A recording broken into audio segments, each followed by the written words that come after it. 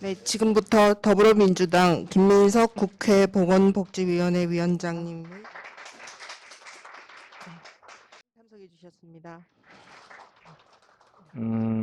오늘 굉장히 의미가 있는 자리인 것 같습니다. 일단 저희로서는 저 이전에 다른 그 보건복지위원회를 맡으셨던 위원장님들께서 의사협회를 방문하셨던 적이 있는지는 제가 알지 못합니다만은 늘 한번 오고 싶었고 뭐라고 해도 우리나라 의료계를 이끌어가는 전체 의료진, 뭐 의사, 간호사, 뭐 한의사, 또 대학, 병원, 또 각종 직역에 있는 분들을 다 통틀었을 때 그래도 역시 의사협회가 큰 틀에서 의료계 전체를 이끌고 나가는 중추적인 역량이다 하는 것은 뭐 온 국민이 다 그렇게 생각을 하실 겁니다.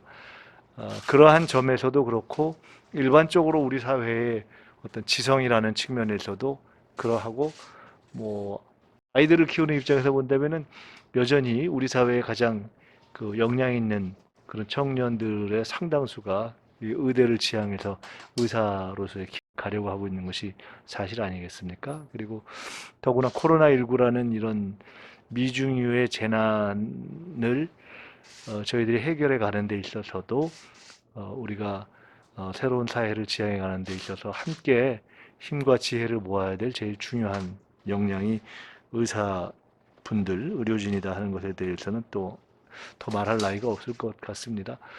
당장 코로나19를 극복하고 포스트 코로나로 가야 되는 상황에서 우리가 지금 위드 코로나를 어떻게 할지, 그 이후에는 어떻게 해야 될지, 또 국가적으로 바이오 선진국으로 가기 위해서 어떻게 할지 하는 고민을 하는 과정에 이제는 그냥 의사라는 것이 의사 그룹이 병원 안에서의 환자의 치료를 뛰어넘어서 국가 정책에 있어서 방역 정책을 어떻게 할 것인가에 대한 중요한 정책적 방향을 정하는 데 있어서 의견들을 내는 부분들의 상당수가 이미 의사 그룹이고 어제 제가 시내 그러니까 국내 아주 유수한 대학의 의대 교수이면서 스타트업을 하는 분들을 몇 분 뵀는데 과거에는 공대 출신의 우리가 IT 벤처붐이 불었을 때 스타트업들이 있었다면 이제는 의사들의 상당수가 그중에서 의대 교수들의 상당수가 스타트업에 진출하는 이러한 상황이어서 아마 5년 후, 10년 후 우리가 바이오 강국으로 됐을 때는 굉장히 우리가 생각하는 의료계의 지도가 바뀌어 있을 것이다 이런 생각이 듭니다.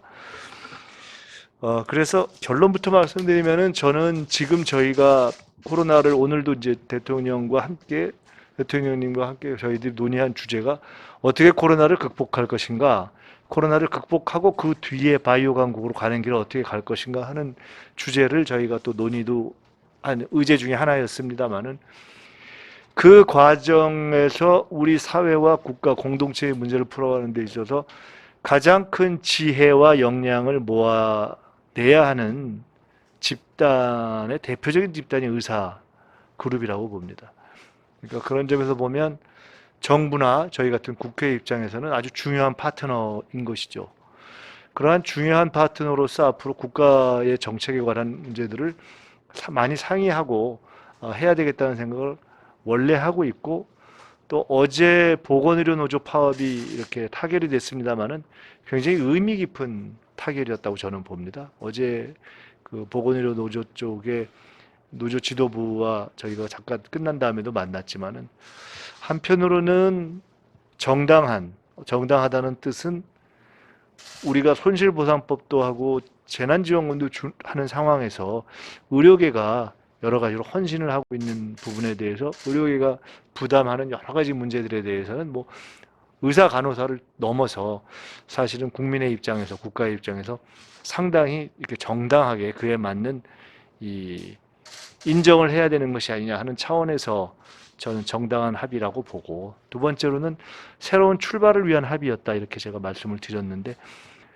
지금 이 코로나 국면이 끝나면 다시 시작돼야 할 노정 합의를 포함한 공공의료 체계뿐만 아니라 그걸 뛰어넘어서 우리가 바이오 강국으로 가는 데 있어서 과연 생기는 여러 문제들을 어떻게 할 것이냐. 뭐 인력 문제 같은 경우도 그 중에 하나겠죠. 이런 다양한 문제들을 이제 함께 풀어야 되는 것이기 때문에 저는 그런 점에서 과거에 우리가 이렇게 현안으로 있었던 여러 가지 문제들을 소중하고 아주 잘 다뤄나간과 함께, 그러나 그것보다 훨씬 크고 의미 있는 윈윈의 과제들이 우리 앞에 함께 있다 하는 생각을 하고 있습니다.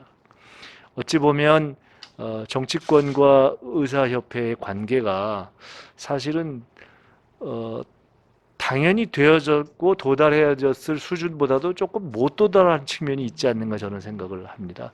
그 누구의 책임을 묻기는 그렇고, 그런데 굳이 책임을 묻자면 그것을 조금 더 원만하고 순조롭게 풀어갔었으면 좋았을 그러한 과정이 좀 원만하게 되지 않았던 데에 귀인하는 것도 있는 면이 있는 아쉬움을 느끼고 있습니다.